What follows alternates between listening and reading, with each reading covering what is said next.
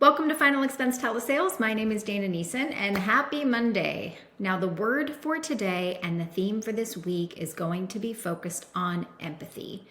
You must have a tremendous amount of empathy if you are going to make it long-term selling final expense insurance. We're going to listen to a call today. We're going to talk about where you use empathy in different parts of the sales process, and hopefully you will start to insert more of it in your sales calls. Stick around.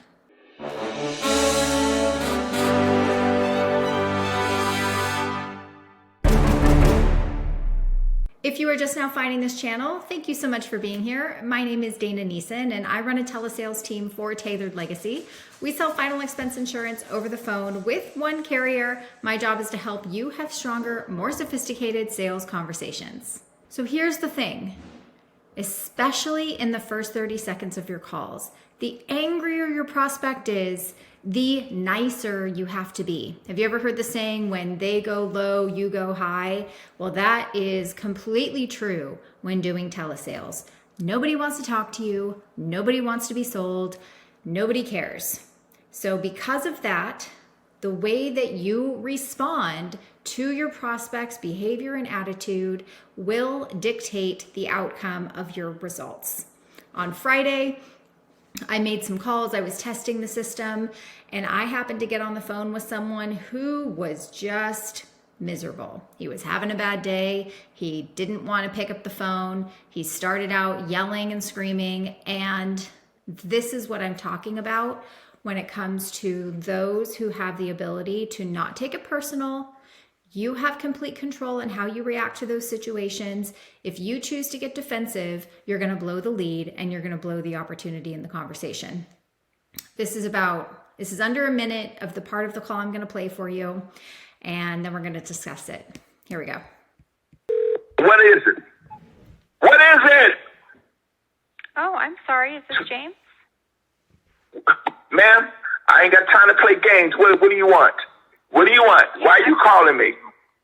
Absolutely. I'm happy to help you. I absolutely am not here to offend you in any way. I was just reaching out because it looks like you may have requested some information on final expense protection, and I was just calling back to see if I could help. Oh, well, fun. Yeah. Well, right now, ma'am, what do you call me? Okay. Yeah, I did want to look into it, but right now, I got a lot more. I got some pride with my name, and a lot of weird shit jumping off right now, ma'am. I'm sorry. I don't mean to disrespect you or anything. That's not a problem. No worries. Okay, so that was a 53-second call, and I want you to really consider how you would have reacted had you been the agent on the other end of that phone call.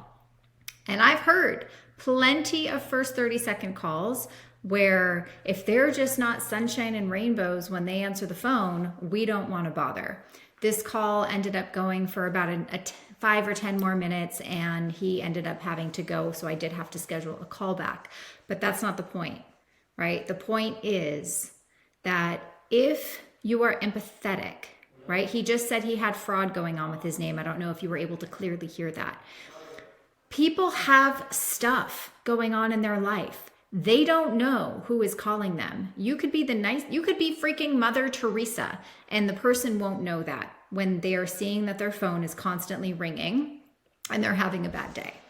So lesson number 1 for today, when you're making your outbound calls, when you get someone that just wants to tell you to stick it where the sun don't shine, you apologize. Right? You apologize. I am so sorry that I've caught you at a bad time, and I don't mean to offend you whatsoever. I'm just calling because I noticed you may have done this, and I was calling to see if I could help. And we diffuse the situation. It doesn't matter if you did anything wrong or not. If the conversation goes sideways, it is your fault. I could have very easily responded to this guy, got mad back, got defensive back, let him ring me a new one, and let the conversation have him just hang up on me and blame the leads, right? I very easily could have gone in that direction, which a lot of sales agents would. But that is what's going to separate the good from the great.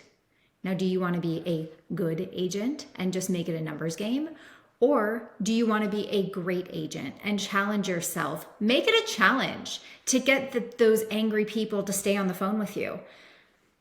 Because the more people you can get to stay on the phone with you and have a conversation with you, the more successful you're going to be. I mean, it just makes sense. And it's not a numbers game, it is a skills game. And if you can get people like that to continue to stay on the phone with you, you will be 100 times ahead of the rest of the people that just want the low-hanging fruit. I hope that helps give you a different perspective on how to use empathy in the first 30 seconds. Tomorrow, when we come back, we'll focus on using empathy in discovery. Hope you have a great sales day. If you found value from this video, please give it a like, post a comment if you have a question or something stuck out at you as something you learned. And as always, I hope you have a great sales day. Bye.